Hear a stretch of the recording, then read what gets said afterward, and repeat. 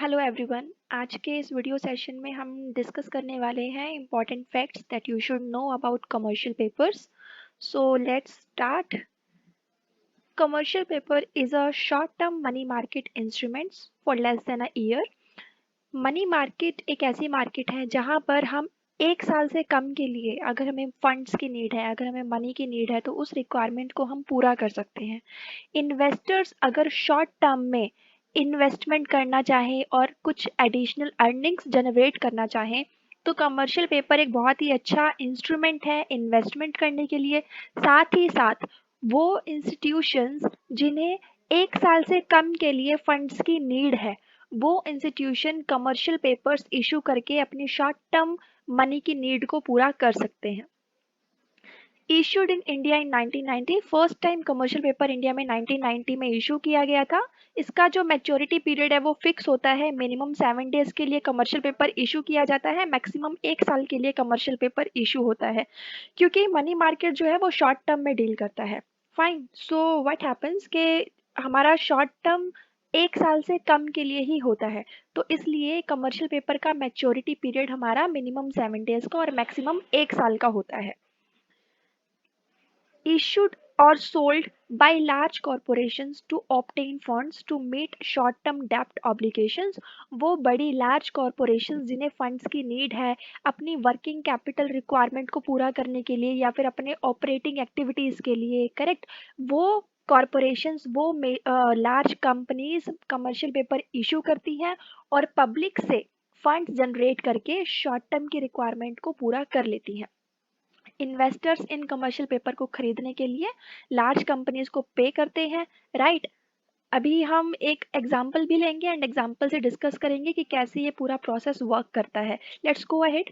Minimum amount ₹5 lakhs and issued in multiples of ₹5 lakhs, no maximum limit. What they are saying here कि commercial paper जो issue किया जाता है उसका minimum denomination 5 lakhs का होता है, यानी कि एक कमर्शियल पेपर की वैल्यू, फेस वैल्यू 5 लाख रुपए होती है, राइट। एक कमर्शियल पेपर की वैल्यू 5 लाख की होती है और फिर इसे 5 लाख के ही मल्टीपल्स में इशू किया जाता है और कोई मैक्सिमम लिमिट इसमें नहीं होती। एज पर द गाइडलाइन ये काम करते हैं।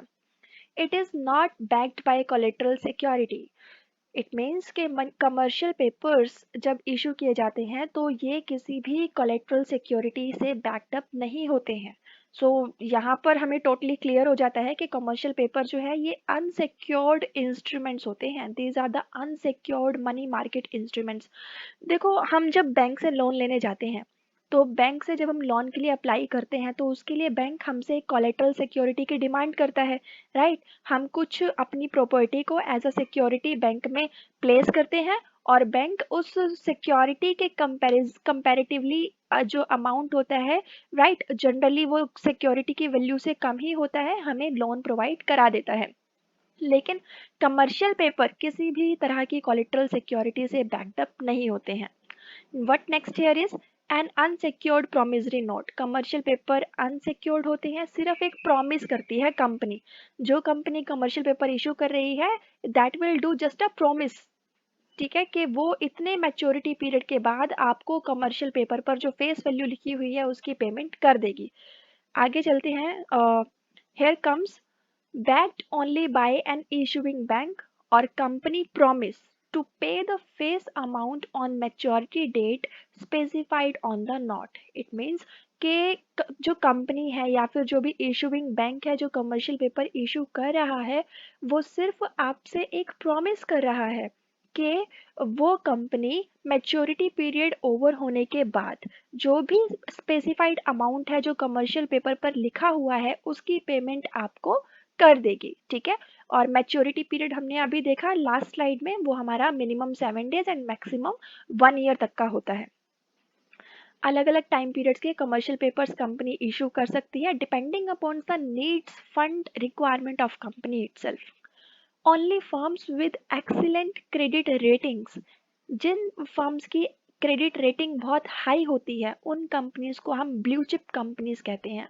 Okay, so only firms with excellent credit ratings from a recognized credit rating agencies, जैसे क्रिसिल है, केयर है, these are the credit rating agencies. Okay, तो ये क्रेडिट रेटिंग एजेंसीज जिन कंपनीज को हाई रेटिंग प्रोवाइड कराती हैं, हाई रेटिंग असाइन करती हैं, वही companies commercial papers generally issue करती हैं at a reasonable price. Next is commercial paper is usually sold at a discount from face value। At a discount from face value, यहाँ पे इसका मतलब क्या है देखो, इस बात को भी हम जो नेक्स्ट एग्जांपल आएगा ना उससे ज़्यादा क्लियर करेंगे, बेस्ट रहेगा।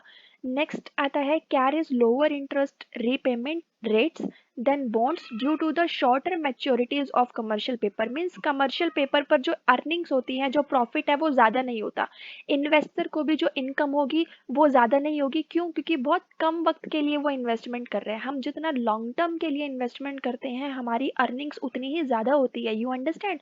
क्योंकि लॉन्ग टर्म के लिए इन्वेस्टमेंट करने का मतलब है कि आपको आपका प्रिंसिपल एक लंबे वक्त के बाद वापस मिलेगा, और जितना ज़्यादा टाइम लैग होगा, जितना ज़्यादा टाइम पीरियड होगा, रिस्क फैक्टर उतना ज़्यादा होगा, क्योंकि फ्यूचर इज़ अनसर्टेन। तो इसका मतलब फ्यूचर तो अनसर्टेन है, आप ज़्यादा टाइम के लिए इन्वेस्टमेंट कर रहे हो तो रिस्क हाई होगा। आप हाई रिस्क क्यों लोगे? ऑब्वियसली जब कोई आपको हाई पेमेंट करेगा, हाई प्रॉफिट कब देगा, करेक्ट? तो टाइम पीरियड ज़्यादा होता है तो रेट ऑफ इंटरेस्ट ज़्यादा होता है, टाइम पीरियड लेसर है तो रेट ऑफ इंटरेस्ट भी लेस होगा। कमर्शियल पेपर शॉर्ट टर्म के लिए होते हैं तो इनमें भी जो हमारा इनकम है, जो प्रॉफिट है, that is the rate of interest, वो भी बहुत माइनर होता है। Fine. So here is the example for commercial paper. See, when a retail firm is looking for short-term funding to finance some new inventory for an upcoming holiday season, कोई retail firm है, उसे short term funds की need है, right? Season है तो उसको कोई inventory खरीदनी है तो फंड की रिक्वायरमेंट है, तो रिटेलर क्या करता है?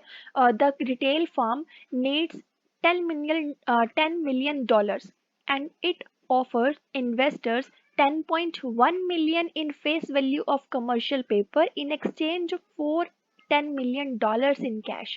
तो फार्म इन्वेस्टर्स को कहता है कि मैं आपको 10.1 मिलियन की फेस वैल्यू का कमर्शियल पेपर इशू कर रहा हूँ, इन एक्सचेंज बदले में आप मुझे 10 मिलियन डॉलर्स कैश में दे दो। मान के चलते हैं कि ये कमर्शियल पेपर कंपनी ने जस्ट फॉर सेइंग 1 ईयर के लिए इशू किया है, ठीक है? तो जब 1 साल, अभी क्या होगा? अभी कंपनी इन्वेस्टर्स को ये इन्वेस्टर को commercial paper, that's like a promissory note in the form of a certificate, we can से।